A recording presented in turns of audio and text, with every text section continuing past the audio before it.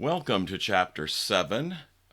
This is your jump right in activity for this week. Remember, there's a 10-item quiz that goes along with this.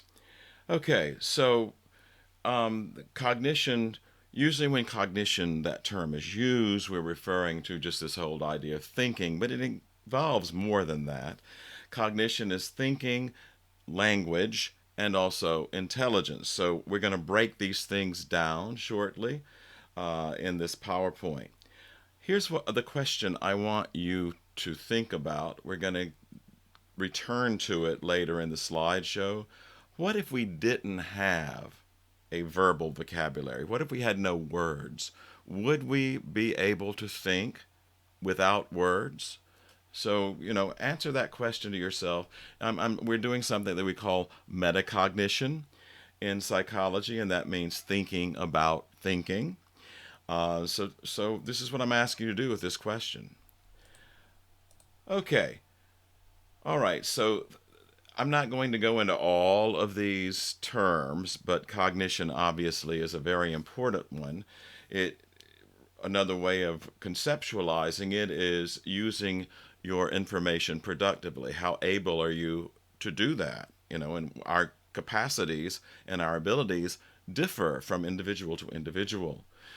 So they consist of three components: what your brain does with the information that is available to you, and it includes understanding that information, organizing it inside your head, analyzing it inside your head, and then getting it out, meaning you communicate it in some way. Okay, so there are three terms below the definition of cognition. Only the first one I'm going to focus on because concept, I use that term quite frequently in relation to your burning questions. I have asked you to list a number of concepts from a video that you watch from TED Talks, for example, but I really haven't defined what a concept is. A concept just refers to this whole mental grouping of similar things. They could be objects, they could be events, they could be ideas, they could be people. Now, I have a picture of a bunch of masks, so that concept is mask. If you think back to the first time you encountered one, the first time you saw a mask, that would be the prototype. That would be your introduction to learning what a mask is.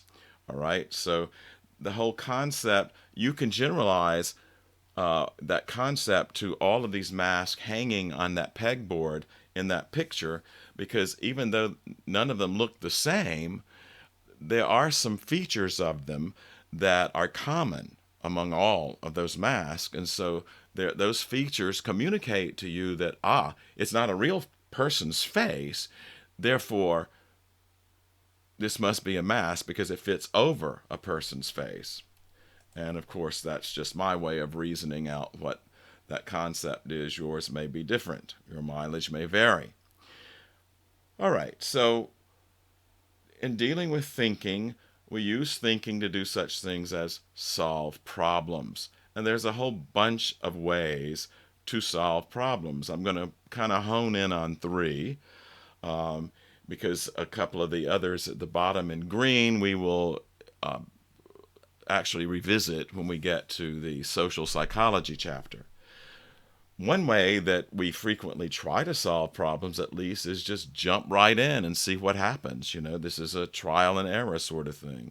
I would say we frequently do things in our lives that way, particularly when it's something we know that we can screw up on and then redo it if we do, right? So that's when trial and error sort of comes into play. It's not that complex, and you have a second chance to get it right.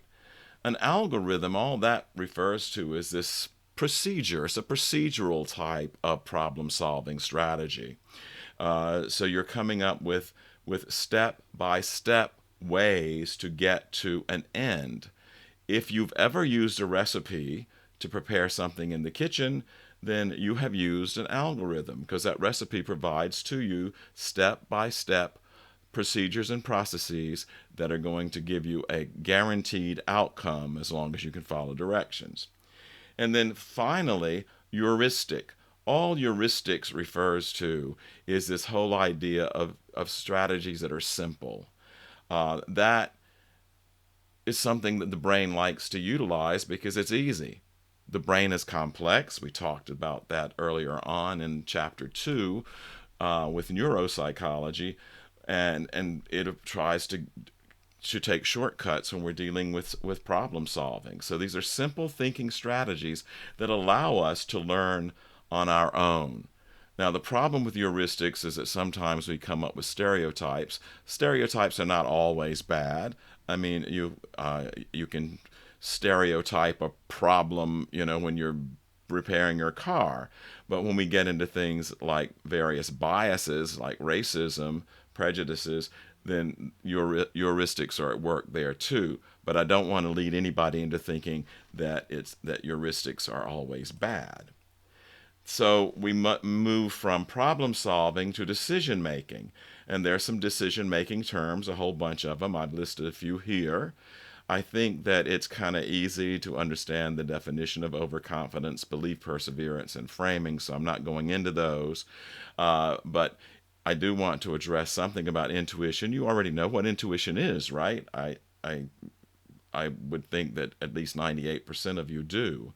So basically, this is a very fast, very automatic way of thinking, and you're not using a whole lot of analysis or reasoning, right?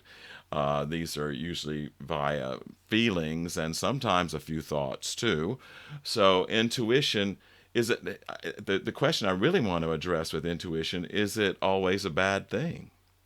And I think our research has indicated that there are some people who have good intuitions, and it's not necessarily a bad thing to rely on yours, particularly if you kind of have a history of being able to feel through and to think and feel your way through a decision that you have to make, and then you trust your intuition. Now, if you don't have a good record of doing that, maybe that's not the best way to go about making decisions. Then the availability heuristic is basically you're looking at something that you've had some exposure to or experience with in your past. And so when you come upon similar situations in your experiences, then that earlier experience bubbles up. And so you jump to the conclusion, okay, I'm going to make this judgment or this decision on the basis of this similar thing that happened to me before. And you are already probably thinking that, well, while that may be a good approach in a lot of cases, it's not always going to be true. So this is not something you necessarily need to rely on all the time. But our reasoning often is done in an emotional way. So we have to determine, this is where another decision making task comes into play. We have to determine, do those past experiences, do they really apply? Should they dictate the decision I'm going to make in this case? Okay, now we're getting more into thinking. There's a book by Daniel Kahneman called Thinking Fast and Slow. I've read that book before, and it's pretty intriguing. For some things we think fast about, other things we think slowly about. So this is easy to differentiate in our heads because fast thinking is when it's pretty much automatic. Slow thinking is when you have to be more analytical and more logical in your reasoning. So the most common theory about this whole idea of dual processing is that that's the way our brains function. There are some things that we have to make quick decisions about or problem solve very quickly. And so we're going to use that fast deal. It's automatic. We're not aware of it happening a lot of times. Much more emotional, and it's more impulsive. Type 2 is very slow type of thinking. You have to really, the smoke's going to come out of your ears as you're thinking because you're putting a lot of effort into those thoughts. You're controlling thoughts. And as I mentioned, you're logical and analytical about it. So when you think about psychologists, a therapist, shrinks, when they're in their office and they're listening to a client talk about their issue, or their psychological disorder. Which type of thinking are they going to be doing, do you think? Uh, well, the correct answer to that is both types. But there is one that I think is more predominant than the other. Certainly, there are certain times when you have to do a type 1 thinking or fast thinking.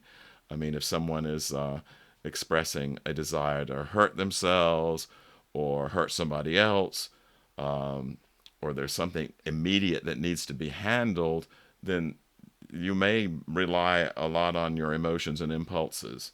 Whereas type 2 is usually, that's the one that's used most frequently in a therapy room, because you are analyzing what the person is saying. You have to, like, okay, hear them thoroughly to begin with, and then what you hear, what you have listened to, you have to be like, okay, is this leading me to a common theme? Is this allowing me to identify a problem that I've detected in their lives, and that sort of thing? And so basically, you can become more helpful by asking more probing questions, giving feedback, and that sort of thing. Okay, affective forecasting is next. We do that frequently. The definition of that is we predict how we're going to feel about something that's coming up as far as decision making is concerned. We predict that, right? That's what forecasting refers to, is prediction. So durability bias scrolls down a bit more tightly as far as this concept is concerned, because frequently we overestimate the length of time that the feeling is going to continue to happen after the outcome of a decision you've made. Okay, let me give you an example. You and your spouse or partner have made the decision to have a baby. Let's assume this is a different sex heterosexual couple in a committed relationship, whether marriage or just shacking up, right? So here the woman bears the child for 9 months, and both the woman and the male partner are excited as hell about that baby. I can't wait till the 9 months occur. It's all bundle of joy thoughts inside your head. So you're eager about that birth occurring. You anticipate and plan for the joy, the happiness that that little bundle brings you, right? Now, birth birth time, and mom gets rid of that little parasite that's been growing inside of her body for those 9 months, and then mom and dad both are overwhelmed with happiness because the baby comes out healthy, and so they can't wait to get them home. Well, what happens? We expect that we're going to be joyful about this new birth for a long time. We're going to really enjoy that infancy and that toddlerhood. But what happens? That really diminishes your enjoyment probably sooner than you had anticipated. Usually much sooner than you anticipate. Because here are a couple of things that may happen. Suddenly you discover that, oh shit, my sleep is always being interrupted. Or, this little creature is nothing but a pooping machine. I just changed his diaper, right? So there are a lot of negatives that go on, and so that will ultimately kind of erode that big sensation of joy you were having, despite the fact that you effectively forecast having all this happiness for a long period of time. Okay, then we move into the second component of cognition, and that is language. Language has not existed always the same way it does. So as far as our hominid ancestors are concerned, back in prehistory, we were resorting to something called a proto-language. There were no differences between languages at that time, because basically we communicated with each other using grunts and groans and moans and so forth. Like a grunt like, "Ugh," might mean enthusiasm. One that sounds like, "Ugh," you might be pissed. Or if you go, that might mean you're inquisitive or you're questioning something.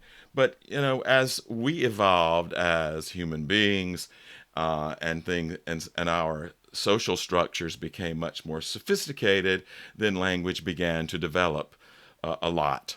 right? And so we moved into this whole arena of language so that we could communicate the more complex ideas that we began to have.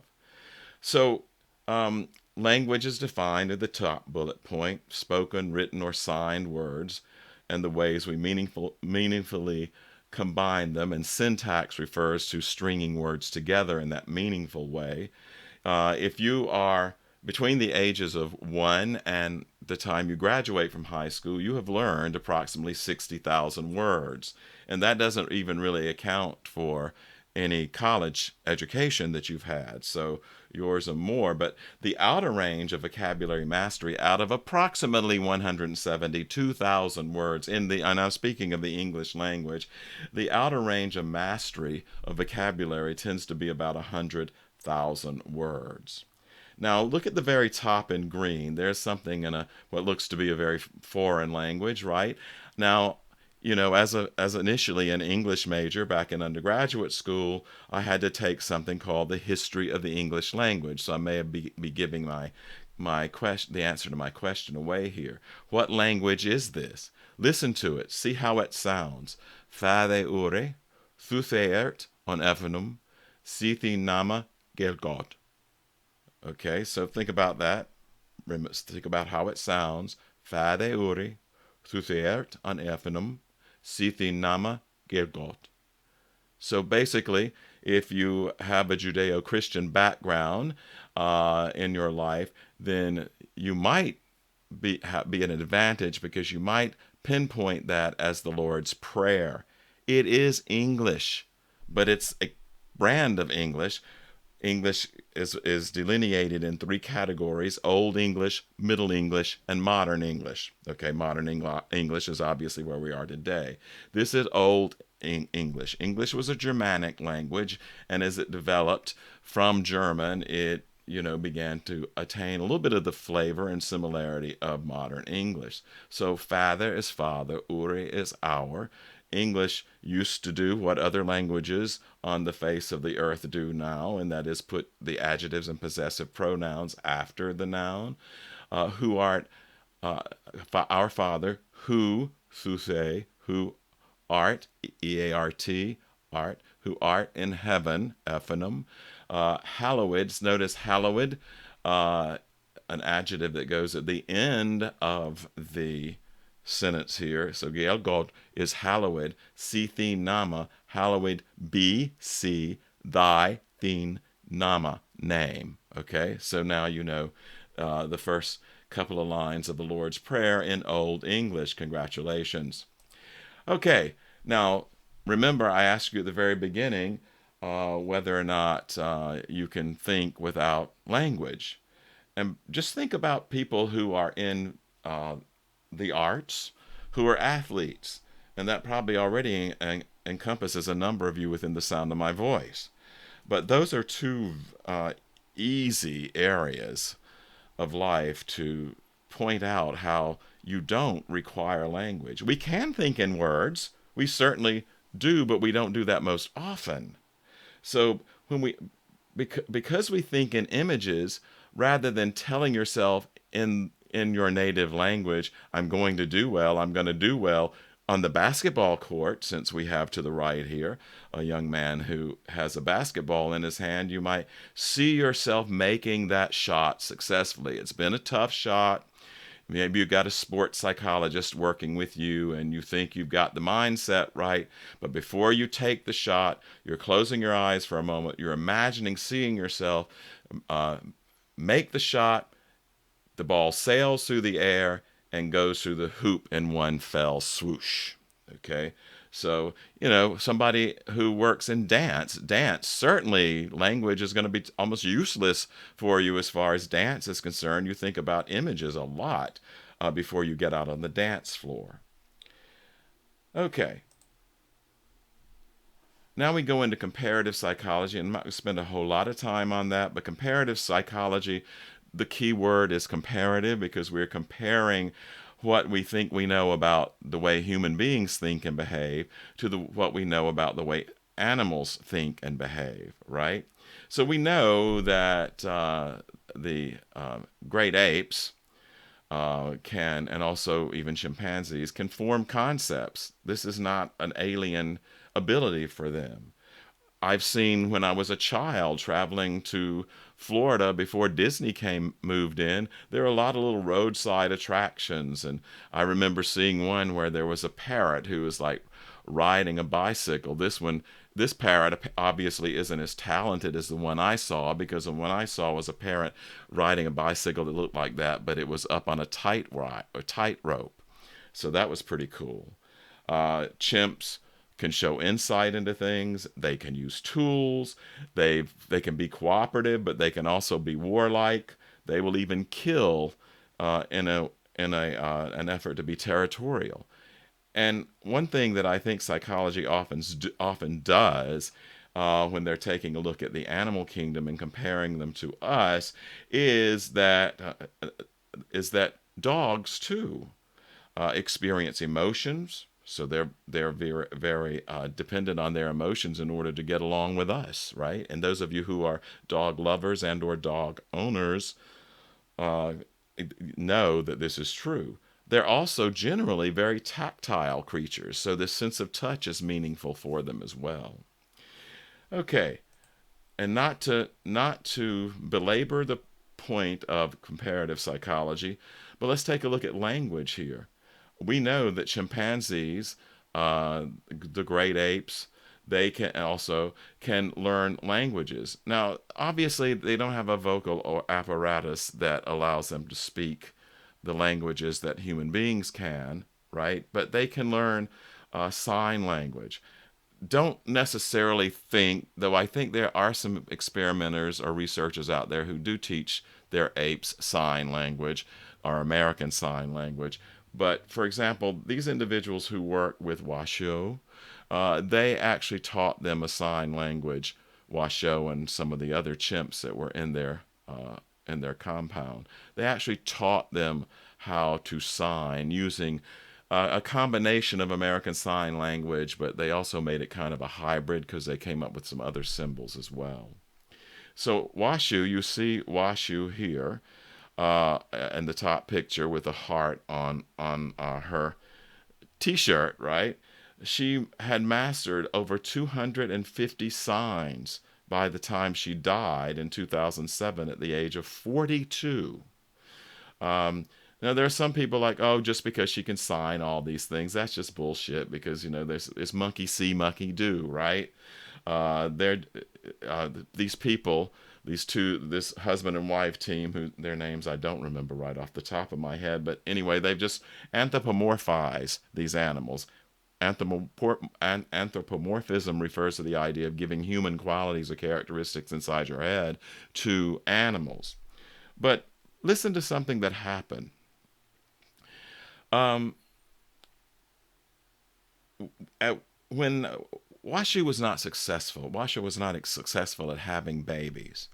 And so she had one miscarriage after another, or her babies would die shortly after birth. So Washo learned the concept of death through that issue.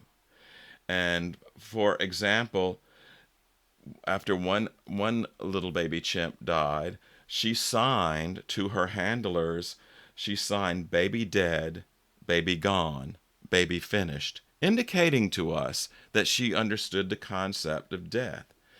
Her favorite handler was Cat. Cat, that's just a short form of Catherine. I don't mean that there was a cat that was her handler. But Katie or Cat actually took an extended period of leave because she was pregnant, she was having the baby, and then she had some time off of maternity leave, right? And so when Kat returned to work and went to work with Washo, Washo turned her back to Kat and folded her arms across her chest and wouldn't have any interaction with Kat at all. She was mad at Kat for abandoning her. And so Kat had a hard time getting in her line of vision.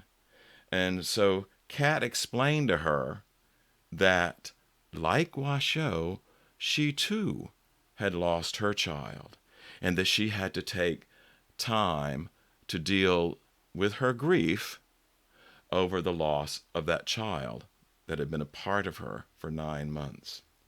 And so, using sign language with Washoe, Washoe she was able to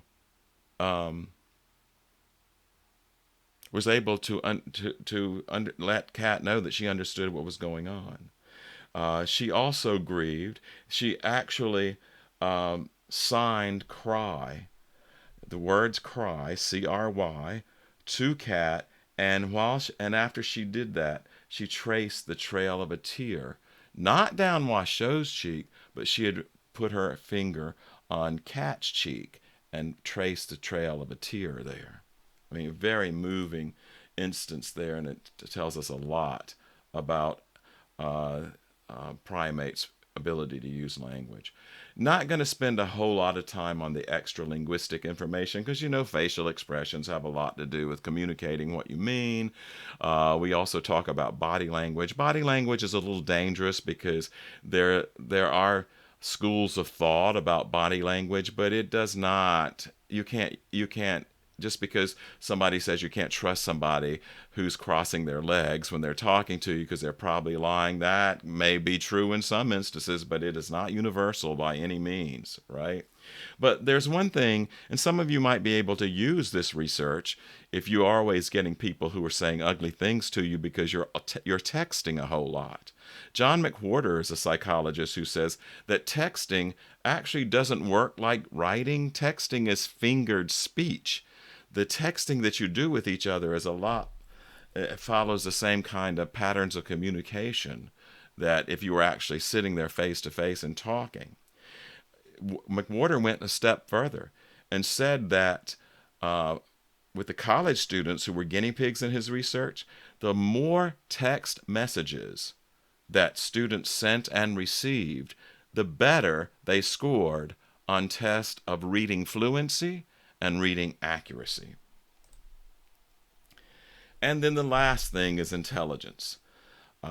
So intelligence, we have intelligence tests that we use to measure it. So we have tried to measure it, but there's a lot of controversy about this whole idea of this statistical approach to trying to determine how intelligent you are. Well, intelligent isn't all one thing. I asked that question in red here. Is intelligence one thing or many things? Well, it's many things. And you are considered to be intelligent in a modern civilization, right? That intelligence looks different than it would be if you were someone living in the rainforest. The kinds of abilities you need, the kinds of experiences you have, the problems you're confronted with, the knowledge you need to use in order to confront different types of situations, those are going to be different depending on your environment. Okay, so Howard Gardner says, well, we have 9 intelligences. He's in the process of adding a 9th one to what used to be his 8 intelligences. So 8 intelligences really are 9 now. So he says that there's a list of 9 of them here. Naturalist would refer to someone who has a green thumb. They're good at understanding nature. Interpersonal means you understand other people. Excuse me. Intrapersonal means that you have a lot of insight into your own thoughts and personality. And all of these things make sense, I think, to you, except for perhaps the existential. He added that because it's like, well, wait a minute. None of these really apply 100% to those people who do such things as major in philosophy. Philosophers and maybe theologians who often serve as ministers, they have an existential type of intelligence. They're able to think about issues that most people aren't that interested in thinking about in a really, really deep, substantive way. Now, there's some other psychologists who have said, Gardner, wait, this is ridiculous, coming up with so many intelligences. Geez, why don't you add mating intelligence? Because God knows a lot of people screw up when they make a decision for a spouse. What about cultural intelligence? Some people are like, Philistines. They don't understand what good culture is. Sternberg kind of lumped all of Gardner's nine intelligences into three. So he calls his theory the triarchic theory of intelligence. So he said there's analytical intelligence, which embraces school smarts, creative intelligence, you know what that is, right? Practical intelligence just refers to your street smarts. You can handle everyday tasks. You know people who don't seem to have any any sense in terms of just how to live their day-to-day lives. Their heads are too far up in the clouds, or they're stuck in their video games or something of that nature, right? And I'm not spending a lot of time on this, but there is also something called EI, or emotional intelligence, because when we get into, I think it's in the next chapter, emotions, uh, that we will, and motivation, emotions and motivation, we deal with emotional intelligence on a deeper level. But basically, this refers to people who are good at perceiving emotions, understanding them, managing them, and using them, right? So there are people who, like, they just don't, they maybe interact with somebody inappropriately because they don't know how to respond to someone's experiences when they were related to them and so forth.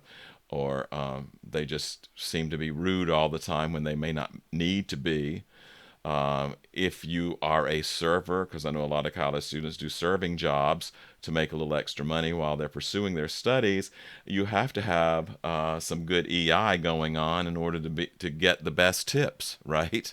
And to make sure you don't get negative assessments or negative feedback from your diners.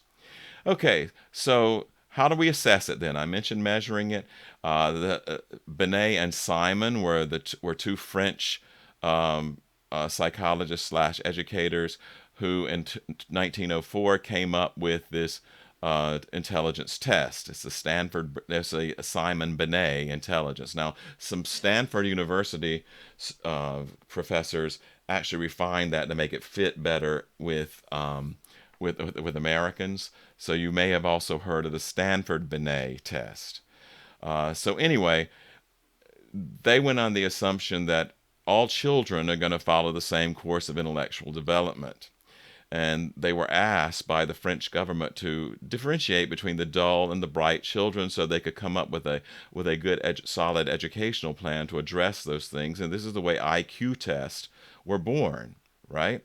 So the average score for an IQ is 100. Now, we don't call intelligence test IQ test anymore. This whole idea of an intelligence quotient is kind of like, no, we don't want to get into that, right?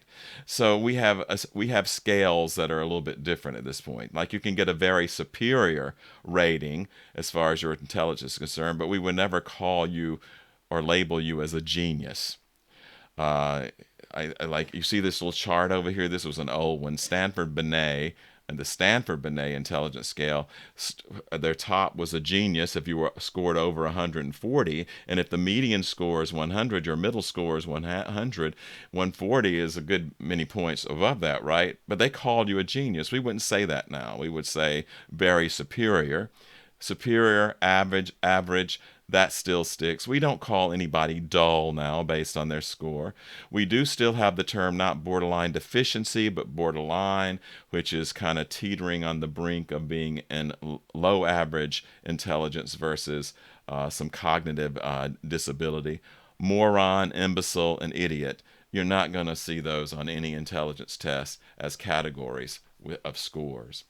Now, the most popular intelligence test now is the Wechsler Adult Intelligence Scale, or as we call it in the industry, the WACE test. It has 15 subtests altogether. They're broken into verbal and performance areas. And I'm going to give you a little bit of information with these two images of how they work. So with performance test, the one that's probably most well known is the block design. So you see on paper there's a pattern that the test taker would be expect to emulate by using 12 red and white blocks. And on every side of each block, there's a different kind of of configuration of white and red, though one side of each block is totally white and one side is totally red, and then it's broken down in little triangles actually. So what you have to do using 12 blocks, you can't use fewer. Using all 12 blocks, you have to make your little plastic blocks in the same pattern that you see on that image on that piece of paper. All right? Not You start off with pretty easy stuff to do. It gets harder and harder. Then for verbal, we have what's called, as an example, a similarities test. And so basically, we might ask, how are sneakers and high heels alike? How are they the same? And to get, because this is a 0, 1, or 2 point item. So to get all 2 points, you need to identify them both as shoes. They're both examples of shoes. How are trapezoids and triangles alike? If you say both are shapes, got a perfect score on that one. So those are two examples from the different types. And then the nature and nurture of intelligence, not a whole lot here that I'm going to go scroll too deeply into. But we do find out that there's a genetic component to intelligence. It tends to run in families. So if you have a pretty smart family, then you have a better chance. You have a running start to score high on an intelligence test. But there is no such thing as a genius gene. So if you ever hear that, that's BS. All right. But it's not just genetics. It's not just biology. Also, are you nurtured in your environment? My parents were not very well educated individuals, but they pushed doing well in school on my siblings and me.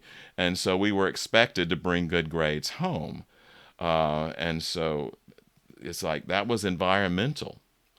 Let's see. And that, I think, is probably all on that one. And crystallized versus fluid intelligence. As we grow older, we begin to slip in one area and gain strength.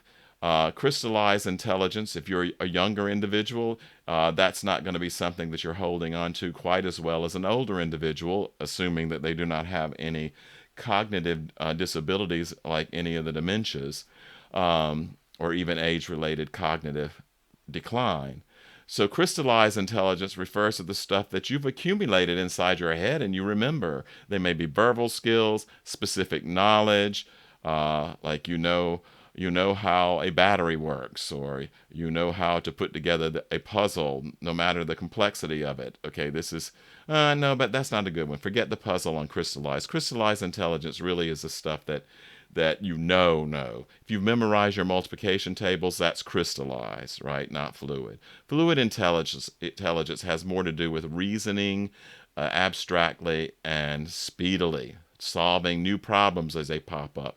The fluid intelligence, you are better than I am at, because as far as younger individuals, they are better at that.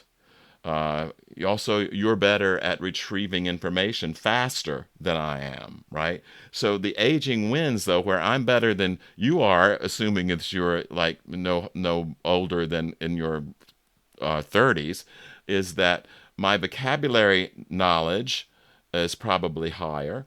My decisions are probably less distorted by negative emotions, because when you're as old as I am, then it's like, okay, shit that happens is not going to bother me. I've been there, done that, I don't know how many times, so to hell with it. So none of those negative emotions like anxiety, depression, or anger is going to get in the way of decision making. But, as I mentioned, I lose recall memory. It takes a little while longer. And also processing speed, like coming up with stuff faster, being able to answer questions quickly. It takes me a little while to retrieve things. And that's it.